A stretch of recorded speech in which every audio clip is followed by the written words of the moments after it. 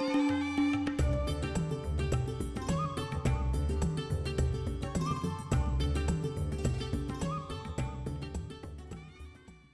students, how are you feeling after having known the concepts of sensation, attention, perception? Hasn't it been an interesting journey through Chapter 5 Class 11 Psychology? Today we come to the last video lesson of this chapter. This part 6 shall deal with perceptual cues and illusions. We will cover perceptions of space, depth and distance, and then move on to geometrical illusions. The visual field or surface in which things exist, move or can be placed is known as space. We live in a 3D space where there are different dimensions to objects. They are deep, they are long and short, they are also towards their left and right. However, the images that are formed on the retina of a human eye are only in 2 dimensions, that is up and down and right and left.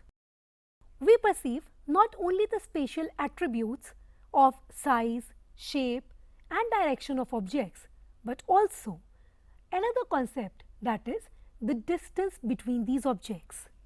Now, whenever eye sees things in 2 dimensions, how are we able to perceive them in 3 dimensions? The images of objects projected on our retina are 2D. We perceive them in 3D. How? Our ability to transform a 2-dimensional retinal image into a 3-dimensional perception is unique. This is known as depth perception or distance perception. This is the process of viewing the world in 3 dimensions. Depth perception is very important to us. For example, when we drive an automobile on the road, we are able to know how far is another vehicle from us and how much of distance should we keep from vehicles which are on our left and right. This is because of depth perception. If you see a friend walking down the road and you wish to call him or her, with how much of loudness should you speak so that your voice reaches them is another use of how we perceive depth in our world. The sources of information that help us perceive depth are known as cues. They help us in judging distance and depth. They also change a 2D image into the 3D perception. Let us talk of these cues. Some of them use only one eye. Some others are required to use both our eyes to be able to see the distance between objects and the concept of depth. These are not very well developed in very small children, and therefore you would see that the child tries to get further into a bed and falls from the bed. Why? Because the child is not able to perceive the 3rd dimension of how high the bed is. For the child, the surface is all in 2 dimensions, and therefore the next step should lead to the step in the direction of the wall or the bed and not towards the floor. As we grow older, our concepts are strengthened and the perception of depth becomes clearer in our minds. This is done with the help of monocular and binocular cues. What are monocular cues? As is clear from the name, these are the cues that use only one eye for help. These are psychological cues. They are effective when objects are viewed with one eye. They are used by artists to induce depth in a 2D painting, and therefore they are called pictorial cues. Let us study some of them. The first one being relative size. Size of a retinal image allows us to judge the distance of the image. An image which is nearer to our eye forms a larger size on our retina, and as the image moves farther from us, the size formed on the retina decreases. Hence, from experience we know that objects which appear smaller to us are placed farther away in the distance. In the picture on your screens, you shall be able to know which buildings are nearer and which are farther away from the photographer. Why? Because the buildings that are farther are seen as relatively smaller ones. The second concept is that of interposition or overlapping. Objects which are nearer to us overlap the objects which are farther away from us. In this picture, you will say that the girl is nearer to you and the mountains or the houses are farther away because the girl overlaps the houses and the houses overlap the mountains in turn. Painters very often use this cue to give us the perception of near and far, to give us the perceptions of 3 dimensions in a 2-dimensional painting. When you see straight or linear lines, they seem to converge as they increase in the distance from you. This is the monocular cue of linear perspective. You see the rail tracks and they seem to converge as they get farther from you. On your screens, you are looking at rail tracks and lines of plants which are both straight, but as they get farther, they seem to be converging, thus giving you the perception of distance. Aerial perspective is a monocular cue that relies on the dust particles and moisture in the atmosphere. The things which are farther away appear to be vague and non-clear. The mountains which are away from you look blue because of the scattering of light in the atmosphere. As you get nearer these mountains, they appear to be brown or green in color. So in paintings, things which are to be shown far away are shown to be a little ambiguous or non-clear. Light and shade cues are also monocular cues used very extensively by photographers and painters to give you the perception of depth in 2-dimensional objects. Objects which are darker are nearer. As they get far away, the shades get lighter. This is evident from the examples shown on your screen. Relative height is very important when it comes to cues that help you perceive depth. Nearer objects are taller or longer, and objects that are far away seems to be shorter in height. This is related to the cue of relative size.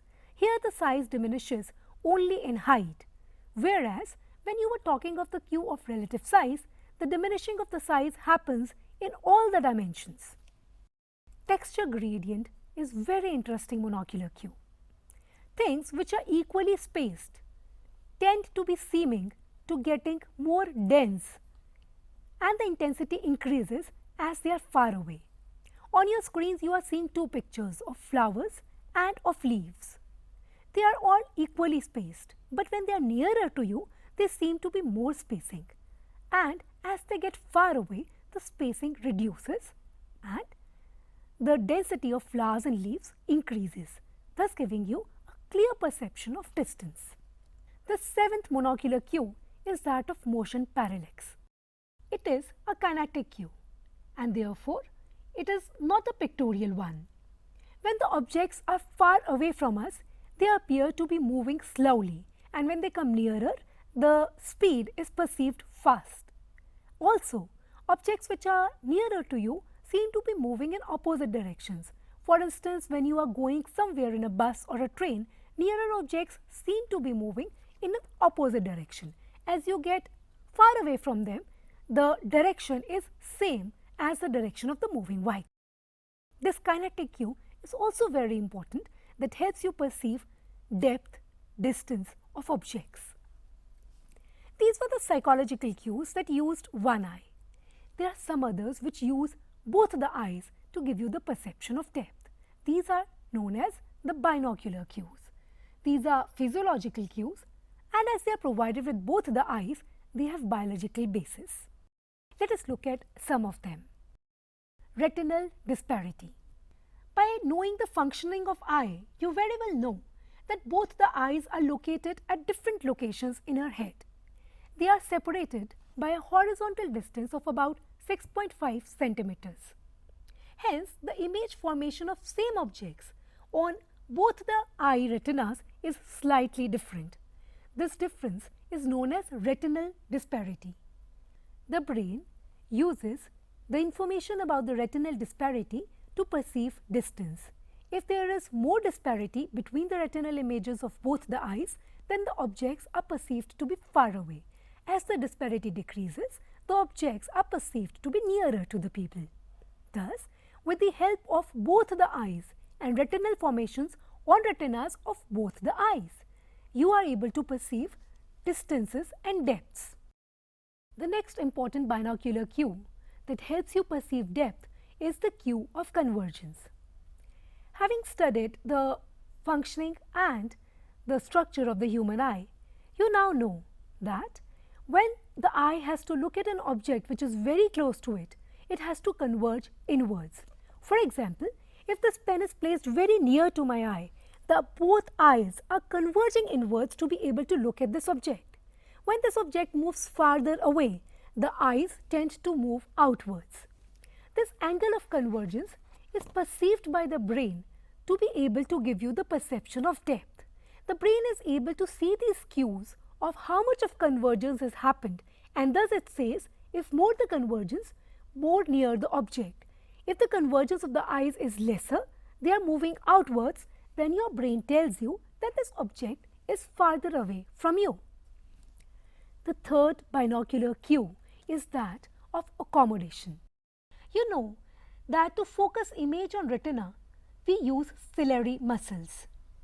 When an object is nearer, the muscles are stretched and they contract, and the eye lens thickens. However, to look at the objects which are far from the eye, the muscles are relaxed and the lens gets flattened.